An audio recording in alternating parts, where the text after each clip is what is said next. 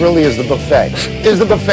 Welcome to PTI, boys and girls. In today's episode, Zion is running point, the Hawks have a new coach, and the Toronto Maple Leafs are the best team in hockey. But we begin today with your Big Ten Conference, Wilbon, and a pure conjecture story.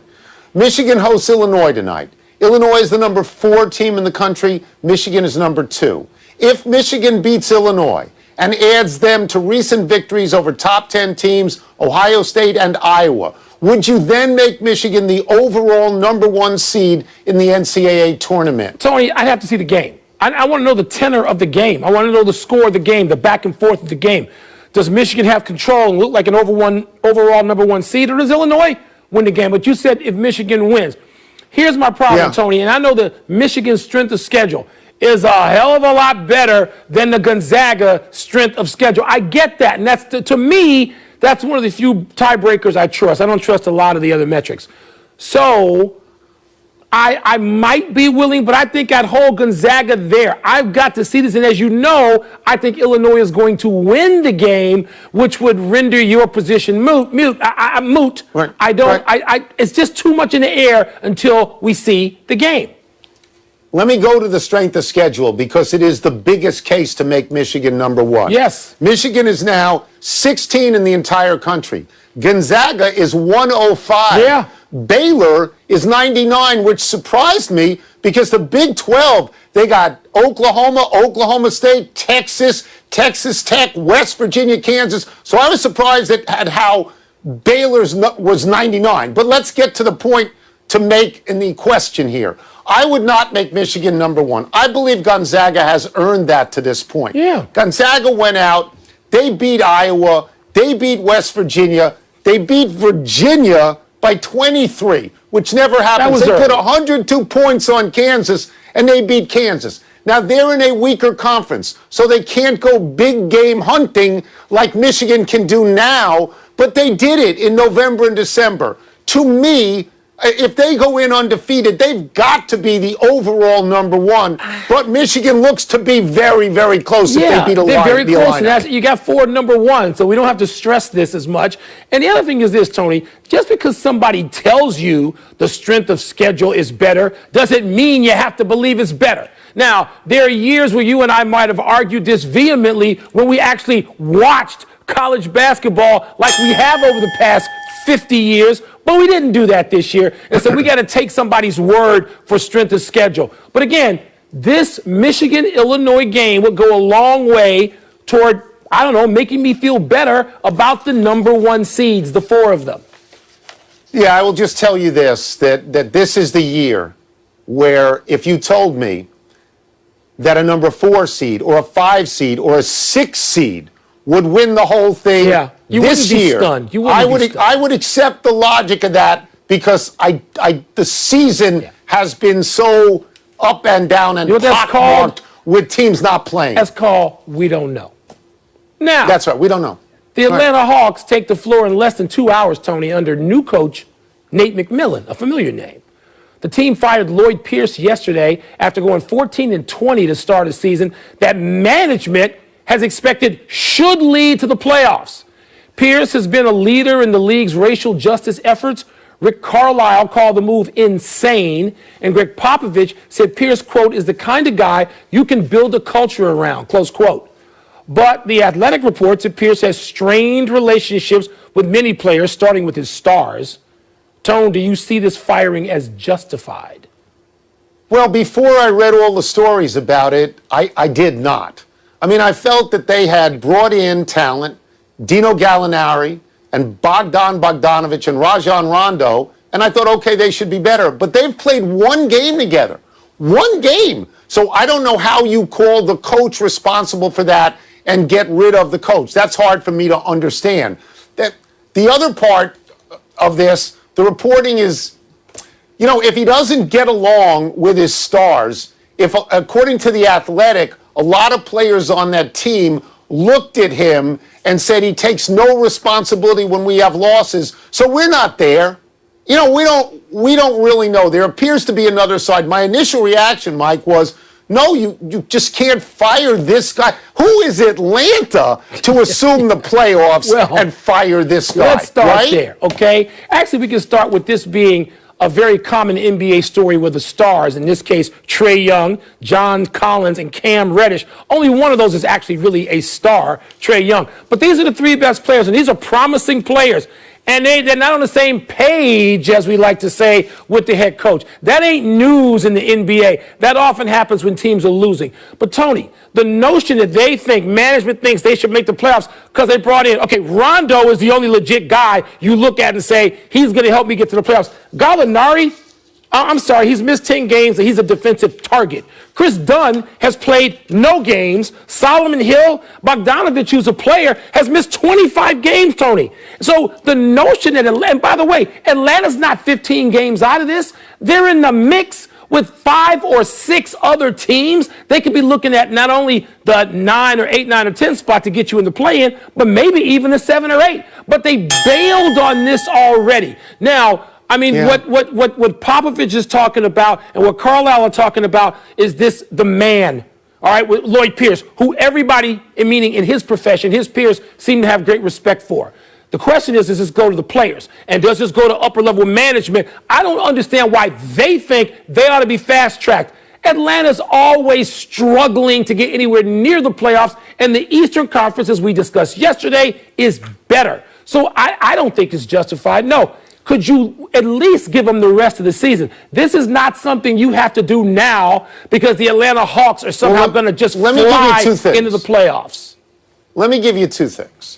A, there may be lingering resentment over the fact that the Hawks drafted Luka Doncic at number 3 and immediately traded him for number 5, Trae Young. Trae Young is an all-star and a promising player. Luka Doncic is an MVP potentially. That's right. There's a difference there. And the second thing is, they've got Nate McMillan sitting on the bench. He was unjustly fired last year out of Indiana. He is a playoff-making coach. Yeah, so maybe they figure, go to him right away, and they grease the skids on this other guy. We move now to hockey, where this year there are 4 divisions divided by geography, and they only play themselves.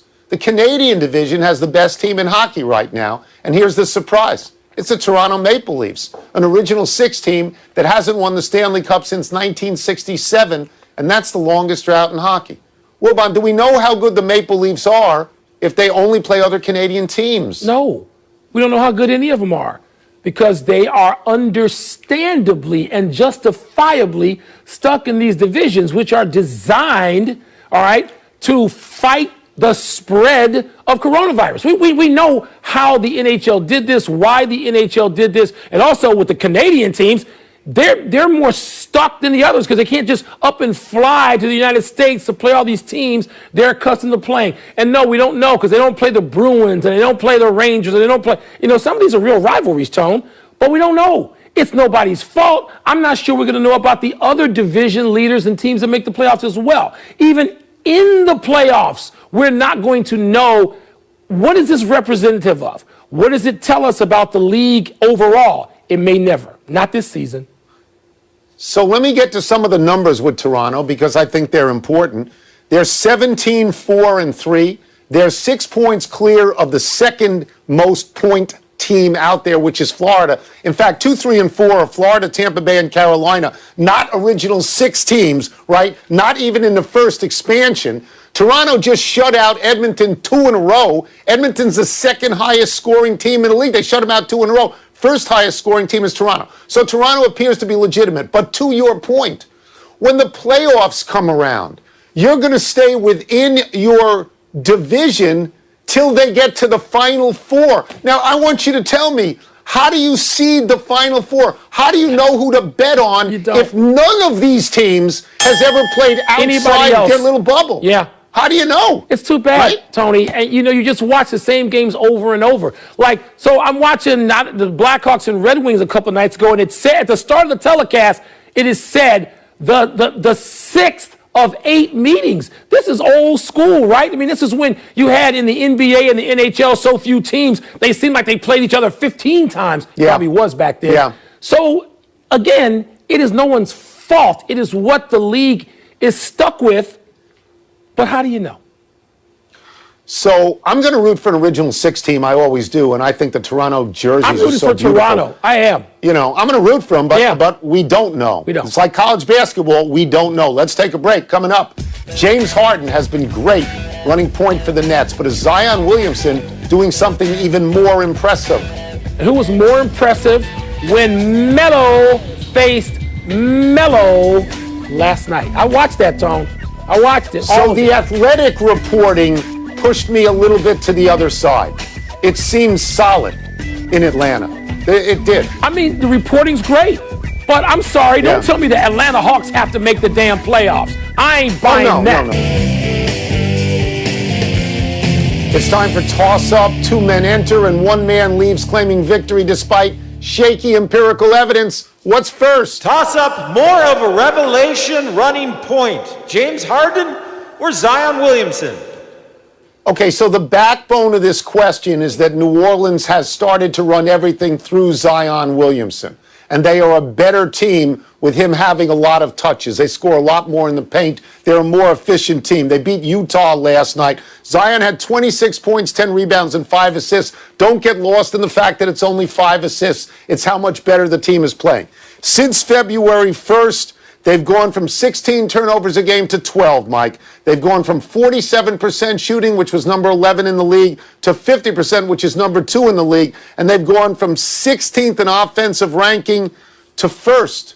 So a lot of this is Zion. But in terms of the question, the answer is James Harden. Yes, it is. Okay? James Harden is the revelation. James Harden last night went 30, 14 and 15. He's the MVP of the league. I love Zion Williamson. James Harden's the answer. Tony, the Zion thing is nice. It's a small sample size. It's smart to play that way. Go against something. Find something your opponents can't solve. And that's what New Orleans did, particularly against Utah last night, where they said, to hell with the three. We are going to attack the rim like a 1960s team with a lot of power and a lot of skill, and that's great. And that's going to be scouted, and that's going to be taken away. And then they'll have to do something else. Zion's not a point anything. Zion's great, all right? He's a forward, and he can impose his will on a game. But James Harden and what he's doing, look, you know I have said to you, Tony, the MVP is LeBron. Tony, the MVP is LeBron. I've said it over and over to you. It's James Harden. And now I realize that Harden, he's right there, half step behind LeBron. No, he's half no, step. no. He's actually he's 3 great. steps ahead at the moment. Hell of a point guard he's playing this season. Toss-up, more impressive last night. Melo or Melo? Okay, so let's understand who we're talking about. One is Carmelo Anthony. One is LaMelo Ball. Carmelo Anthony plays for Portland. LaMelo Ball plays for Charlotte. Portland won the game last night. Let's go to Carmelo first. 29 points, the most he's had all year. 6 for 10 from 3, which is really good, and 5 steals, which you don't expect, and plus 6 while he's on the court. Now, LaMelo Ball, he goes 30 points, 8 assists, 4 steals, and 5 of 7 from 3. Slightly better numbers, but, and there's always a but, he's minus 18 when he's on the floor. So the correct answer to this is Carmelo Anthony is more impressive. Yes. Plus, he's 36 years old, which is old in the NBA. Not everybody is LeBron. 36 is old in the NBA. The answer is Carmelo Anthony. Yes, the answer is Carmelo Anthony. But, Tony, I certainly had to eat crow in my household where 12-year-olds with a smart mouth kept saying, Dad, you're wrong on draft night. You're wrong. You're wrong. Melo Ball is going to be the real deal. And now I have to come around because I'm watching this kid every night because I get forced to. And now I want to because he is tremendous. I think he's the youngest player in NBA history to have a triple-double. And he's playing with Hayward, although Hayward didn't play the last couple of games, Monk, P.J. Washington, and Miles Bridges. And there's a young nucleus except for Hayward and Tony. They are good, and they are exciting, and they are a big guy away. And I'm not saying like Shaq or Wilt. I'm saying but a big serviceable player away from being a playoff team.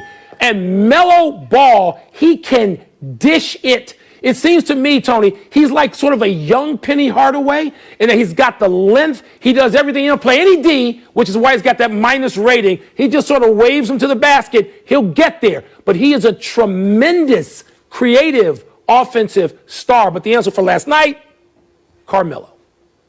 The great hire in Charlotte is Mitch Kupchak as GM. It's a great Good hire. point. That's Good it. point. I win.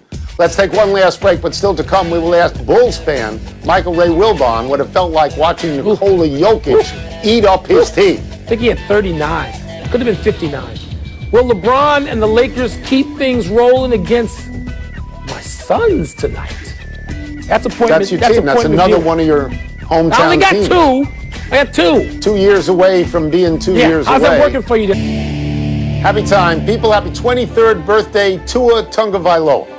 The highlight of his career so far is that great touchdown pass he threw as a freshman to give Alabama the national championship in 2018. The next year, Tua lost the championship game to Trevor Lawrence.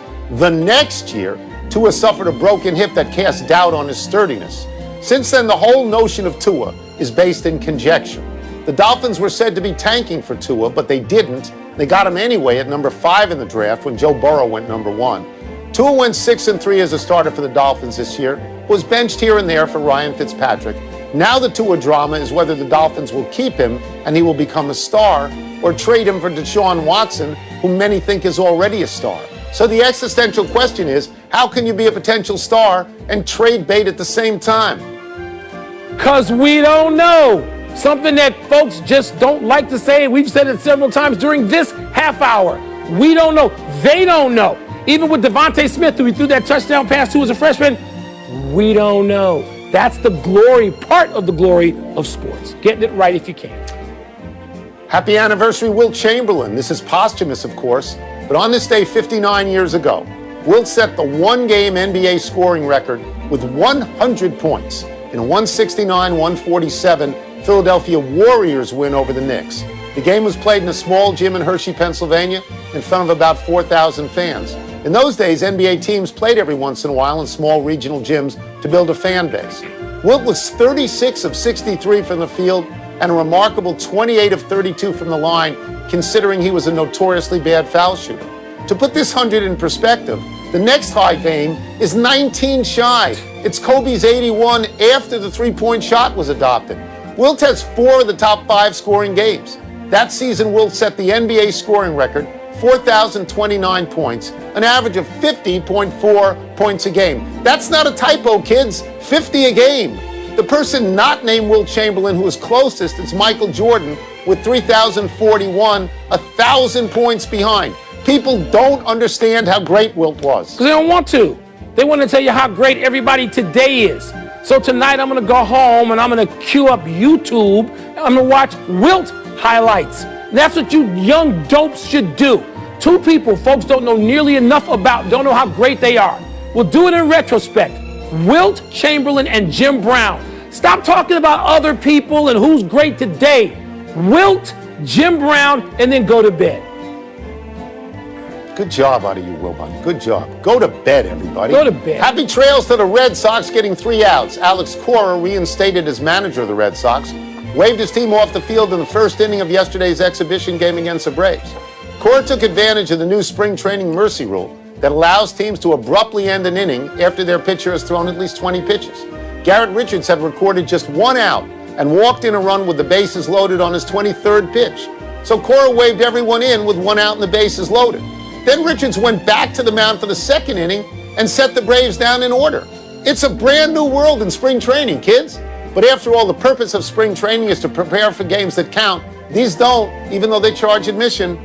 The purpose of the veterans in spring training is to get the hell off the field and get to the golf course. You know this, right, Tony? Particularly the pitchers. You've been to spring training all your life. How quickly are the guys who are not pitching that day in that game out of that clubhouse in a car to a nearby golf course?